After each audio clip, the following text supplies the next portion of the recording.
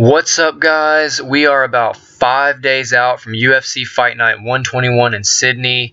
I was gonna make this video yesterday, but I was way too tired from the 6-hour drive back from Virginia.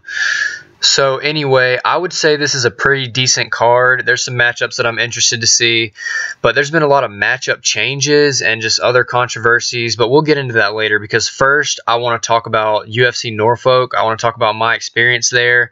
Obviously, if you don't want to hear me talk about that, you can just go to the timestamps in the description of this video and skip all around. Just skip wherever you want to go. You guys know the drill. So before I make these predictions, I'm going to go ahead and talk about my experience at UFC Norfolk, or Norfolk, however you pronounce it. Okay, guys, I want to go over my picks and stuff like usual, but before I do this time, I just want to tell you guys about something that happened before we went to the actual event. It was kind of cool, I guess, but I don't know. You can tell me what you think about it in the comments. But pretty much before the event started, the people I was with, we all wanted to go get dinner somewhere.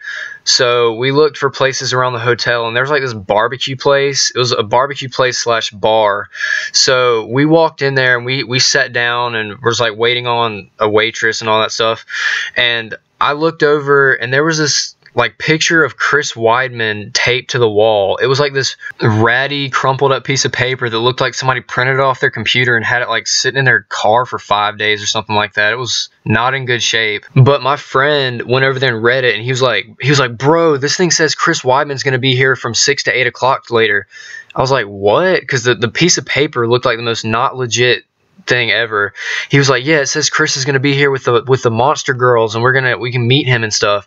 And I didn't really believe it from that sheet of paper, but I went on Twitter, I went on Chris's Twitter, and I was like, yeah, you can meet Chris tonight. I was like, wow. But at that point, it was like 4:15, and we didn't want to wait in there all the way until 6 o'clock, and our hotel was only like a 3-minute walk away. So we go back and we just chill out for like an hour or however long it was, and then we decided to come back, and I expected there to be like hundreds of people crowded outside that place, and I didn't really expect to meet Chris. But we go back at like 6 or 6:15 or something like that, and there's only a line of like 10 people outside because they're only allowing a certain amount of people in the actual place. And I was like, well, shoot, we might actually get to see Chris Weidman. And sure enough, like this huge black, I don't even know what kind of car it was, but Chris is in it. He's actually in it. I'm like, oh my God, man, there's Chris Weidman. He gets out with his bodyguards and stuff, but he looks pissed. Like, he looks like he doesn't want to be there at all. He's like not smiling and stuff, and I'm like, oh man, I hope this isn't some bad interaction. So we're waiting in line, and Chris walks to go into the bar, and somebody's like, Anderson Silva, who? And Chris kind of perks up and like makes some joke, and I'm like, all right, he'll be fine. So anyway, after like 10 more minutes of waiting outside, and Chris is already in there, we go in the place, and there's like so many people in there, and they were obviously all crowded around Chris trying to take pictures and stuff. And that's what he was there for, to take pictures with people. And he was in this like roped off area with his bodyguards, and there was sort of a line leading up to him, but it was mostly just groups of drunk people just trying to crowd around him. So my group of people, we all tried to just wait in that line, and we were waiting, and we actually were making progress. Like, people would take the problem. Listen, the problem was Chris, I guess, is such a nice guy that he was okay with having conversations with people. So it would be like 3 guys would get around Chris, and then they would talk for like 7 minutes. They would take pictures, but then they would talk to Chris for like 7 minutes, and they wouldn't leave. They wouldn't, like, the bodyguards weren't telling them to move on. So like a group of probably 8 guys would probably take Chris like legit 13 minutes to get done with. So I was like, oh my God, man, like, I just want to get a picture with this man and leave. So we end up getting really, really close to Chris, and he does this Instagram story, and I think we were on that, but I don't even know. I didn't really check. So my group of people, we get to where there's probably like 8 people between us and Chris, and he's like all taking pictures with him and stuff. So we're like, okay, we're really close to Chris, so we're probably going to get to take a picture with him soon. We had our phones out and stuff. But then all of a sudden, Chris's bodyguard is like, all right, Chris is going to move to the podium now. So we were right beside him, and Chris just walks through that roped off area and walks up to this podium, and there's like the Monster Energy models or whatever. So they're up there now. So we have to walk all the way across the place, and of course all the drunk retards like pile in and cut in front of us and stuff. So but I wasn't trying to like start some situation. I was just like, all right, we'll just wait. It's fine. There's Chris Weidman. We'll just wait for it. So he was up at that podium probably, well, I don't really know how long, but it was long enough to where he took pictures with a good handful of people, and we got to where, no joke, there was one group of people in front of us. It was my group, and then there was 2 guys in front of us who were waiting to take pictures. And so Chris had probably been there for about like 5 minutes, and all of a sudden he's like, all right guys, for everybody in this line, don't worry, I'm gonna be right back. And so he says that, and then he goes behind the bar, and like everybody runs up there except for the people who are right up close to him. Like everybody ran up there, and he's like behind the bar, like serving drinks now. And so the 2 guys that were in front of us and my group and some other people are still waiting there at that podium, like, all right, he's going to come back in like 2 minutes. But pretty much what happened was like 20 minutes passed and Chris wasn't coming back, and there was like 30 people crowded around him at the bar. I was like, you know what? I'm not going to miss the first fights. I just want to go watch the fights because there's a long line for the actual UFC event too. So we had to go wait in that long line. I was just like, you know what, Chris? Like, it was good to see you, man, but I'm not going to wait like 4 more hours to take a picture with you. So we got to see Chris pretty close, but he was avoiding us, I guess. He was scared of us. So we just went to wait in line for the event. But yeah, so it's a pretty good story to tell the grandkids. I don't know how you guys enjoyed it. I don't know what you think, but I'm just going to get into talking about the actual fights now. So yeah, so for the first fight of the main card, we had Joe Lazone versus Clay Guida. As you can see, I didn't predict that right at all. It was kind of like nothing against Clay because he came out, he was really hyped up, he was really in the zone. But it was a little bit of a fluke, I guess, because Joe got caught within the first probably 15 seconds. I mean, there like no time had passed, and Joe was like rocked and wobbled, and Clay just got him down on the ground. And there was a split second where I was like, okay, Joe's regained his senses. He's going to probably go for a submission, but then Clay started landing these huge elbows, and Joe was just out of it, and they stopped the fight. But it was a really good performance from Clay Guida, not taking anything away from him. He's probably gonna get propelled up in the rankings a little bit, so good for Clay. And then in the next fight, which was Rafael Assunção versus Matthew Lopez, that fight pretty much went exactly like I thought it would until the 3rd round. In the 3rd round, Rafael just out of nowhere went for this flying knee, and where I was sitting, when he threw that flying knee, he was facing away from me. So I thought the flying knee was what knocked out Matthew Lopez. I was like, wow, that was a crazy flying knee, because Matthew just went limp. He just hit the canvas. But it turns out that it was actually a flying knee that barely missed, and then Rafael like threw a right or something that hit Matthew right on the button, and that man just went to sleep. But it was a really good knockout from him. He's probably going to get a really big fight next.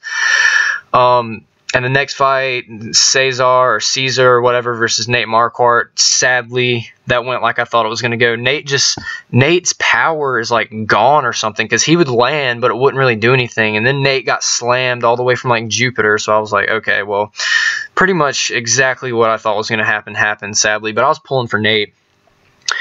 And then next up, we had Junior Albini versus Andrei Arlovski. And this was the biggest surprise of the night to me. I could not believe that Andre made it out of the first round, and everybody around me couldn't believe either. They were like, oh my God, I thought he was going to get knocked out. Like, I heard somebody actually say that. So Andre did great. He snapped his 5-fight losing streak. I thought he was going to retire. I thought he should have retired, but apparently he wants to keep fighting. But good for him. He had a good win. He could have easily gotten knocked out, but he played it safe and didn't get knocked out. So good job, Andrei Arlovski. You had a great fight. And then next up, we had Matt Brown versus Diego Sanchez. You know, somebody in the comments on my last video was like, Matt Brown and Diego are fighting, and you said decision. That's not really a good prediction. And you know what? Looking back, I kind of agree with that. But first of all, if Andre could make it to a decision with that junior guy, then anything could happen. But never mind. Okay, so that fight was kind of weird. It's like Diego rushed out really fast in the first round, and then they kind of just like leaned up against the fence.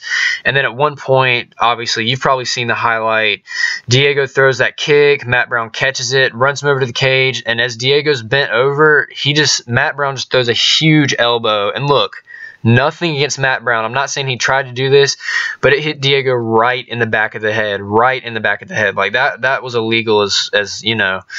And Diego's body just collapsed, went limp. He was on, like, Mars. Like, there were Scooby snacks bouncing around in his head. He was out. So I felt kind of bad about that. But I mean, Matt, and another thing is Matt didn't retire. His whole thing was like, all right, I'm going to retire after this fight. And then they were like, Matt, are you going to retire? And he was like, you know what? We'll talk about it later. And I can kind of understand that. Like, he wants to enjoy his win without thinking about retirement. But this is probably one of the last highlights he's going to get in his career. And he's had a great career. And this was honestly one of his best highlights. But yeah, I kind of thought he should have retired. But you know what? If he wants to keep going, fine, you know. And also, Diego, look, that elbow would have knocked out the entire roster, so I don't necessarily think Diego's done. I think Diego has 1 or 2 left in him. He's only 35. That's not that old. But anyway, on to the main event, which was great. So we had Dustin Poirier versus Anthony Pettis. This honestly was starting out like it could be one of the best fights of the year. Like, it was great. It was so entertaining. It was kind of back and forth at first, but then Dustin opened up that cut on Anthony's eyes. Anthony's eye sockets just filled up with blood, and then Dustin was pretty much just destroying him. And then the third round. Okay, let me explain something. So Anthony tapped because he said he felt his rib break and he felt some pain. And at first I was like, well, wouldn't that be a submission? But then I was thinking about it like, okay, so there's a submission due to strikes, which is when someone taps when they're getting ground and pounded on. But Dustin didn't throw a single punch, so that rules out submission via punches. And then obviously it wasn't a straight up submission because there was no submission hold. So the only thing that really makes sense is TKO for injury, because it was because of an injury. So I don't know what you guys think about that, but that's what I think. Wow, I ended up talking about that a lot longer than I expected. But if you listen, guys, I really appreciate it. And now let's get on to those UFC Sydney predictions. Okay, for the first fight on the main card, we had Alexander Volkanovski versus Humberto Bandenay. We don't have it anymore because Humberto, I think, broke his wrist, so that fight's off. I don't know why the UFC still has this on their website, but Alexander is now facing, I think, the #1 ranked fighter in Australia. His name is Shane Young. Look, the guy's good, and he's on a pretty long win streak, I think, but if you're fighting Alexander Volkanovski on what, like a week's notice, 2 weeks notice, that's just not a good matchup. It really sucks for all fighters. I really wanted to see Alexander versus Humberto. That's a great matchup. I was really excited about it. And now this Shane Young is putting his fighting career on jeopardy. I guess fighting for the UFC is always everyone's dream, but I'd rather do it with a full fight camp and all that instead of on short notice. So I pick Alexander to beat Shane Young by, I'm not even going to pick a method. I'm just going to say Alexander's going to beat Shane Young. Hopefully it's a good fight, but who knows. Next up, we have Elias Theodorou. You know what? I hope I pronounced that right so I don't get roasted in the comments. But we have the Spartan versus Daniel Kelly. Honestly, this seems like a pretty even matchup. Elias's last fight was a little bit boring. His fight with Brad Tavares, I kind of see the same thing happening here. I just think that Elias is the younger, better guy at this point. I just think it's going to be a boring decision. I'm not even like trying to rag on these guys. I'm just saying my prediction is that Elias is going to win by decision. That's all I see happening here. I don't see any spectacular knockouts. There could be, but I just see Elias having the slight advantages in like age, strength, reach, and also Daniel Kelly just got pretty brutally knocked out. I know it was by Derek Brunson, but that still taxes your body, and he's a pretty old guy. So my prediction is Elias the Spartan by decision. Next up, we have Jake Matthews versus Bojan Velickovic. This is going to be a pretty good fight, in my opinion. I'm looking forward to it. I think it's also pretty even. These guys are pretty even in terms of skill. They're both coming off losses, except Jake Matthews is on a 2-fight losing streak, and Bojan just lost to Darren Till. So Darren Till's not a slouch. And as we know, Darren just knocked out Cowboy, or TKO'd Cowboy, and Bojan lasted the entire fight with him. So to be honest, I think this fight's going to go towards Bojan. I think he's going to win by decision, especially since Jake Matthews is moving up to welterweight, and he hasn't won since very early 2016 at lightweight. So I think that Bojan is going to win by decision. I think it's going to be a good fight, but I just think he's going to be too much for Jake Matthews. So yeah, Bojan Velickovic by decision. Okay, next up we have Tim Means versus Belal Muhammad. there's not really much to say about this fight. I think Tim Means is pretty much a step above Belal Muhammad. As you can see, most of Tim Means' wins have come by knockout TKO, and most of Belal's wins have come by decision. So I kind of see this going for Tim, and I see it going for Tim by knockout. I see Tim winning by knockout / TKO in the second round. Okay, next up for the co-main event, we have Bec Rawlings versus... Oh, shoot, I haven't unlocked this character yet. But, okay, so pretty much we have some other Australian girl filling in for Joanne Calderwood because Joanne, I think, broke something, got hurt somehow. So basically, we have some girl who's going to step in on short notice and fight Bec Rawlings. So, basically... I think Bec's going to win by decision. That's the easiest thing to say. That seems like it's the most likely. Bec could submit her, I think. But this girl's never been submitted. She's only lost by decision. So I think that Bec's going to win by decision. So, yeah, that's my prediction, guys. And finally, we have a main event that doesn't really make any sense for either fighter. It was originally going to be Mark Hunt versus Marcin Tybura, which, hey, that was probably going to be a good fight. But then Mark Hunt ended up accidentally telling on himself. In some interview, he was talking about how he slurs his words now and has migraines and can't sleep. So Dana was like, "You know what, Mark? It sounds like you have brain damage. I don't want you to die in the octagon. So you're not going to fight anymore." Mark was pretty pissed about that. But out of all the people to take Mark's place, we have the number 2 contender. Like, this doesn't even make sense. Fabricio just fought Walt Harris, which I can understand because it was like 2 hours out from the event.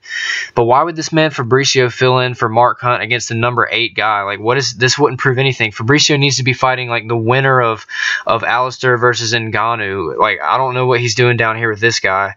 I'm not trying to rag on this guy at all. I'm just saying this doesn't make sense for Fabricio. Maybe he just loves to fight. But I just obviously see Fabricio winning. It's kind of like pick your poison. Like, he could win any type of way. It could be a decision. I mean, this guy just went to a decision with Andrei Arlovski, so I don't think anybody's getting knocked out here unless it's Marcin. Actually, speaking of knockout, I think that a lot of people are saying Fabricio by submission, which makes sense. But this is a 5-round fight, man. A lot of people can't hang, especially heavyweights probably going to gas out, so I'm going to say Fabricio wins by 4th round knockout TKO. Pretty unique prediction, I know, but, you know, I think it's going to happen. So, wish me luck, guys. Thank you guys for watching this far. I really appreciate it. This has been a pretty long video, so I don't think I'm going to put music in the background because I don't know if you guys want to listen to the same track for, what, like 18 minutes? So tell me in the comments if my voice is too dull and boring and if I need to put music back or if this was pretty chill. I mean, we just had a conversation, guys. We just had an 18-minute long conversation. Also, feel free to comment your hearts out. I'm interested to see what you guys have to say about UFC Norfolk or this upcoming UFC event. So just put some stuff in the comments to keep me entertained. And other than that, thank you guys for watching, and I'll see you next time.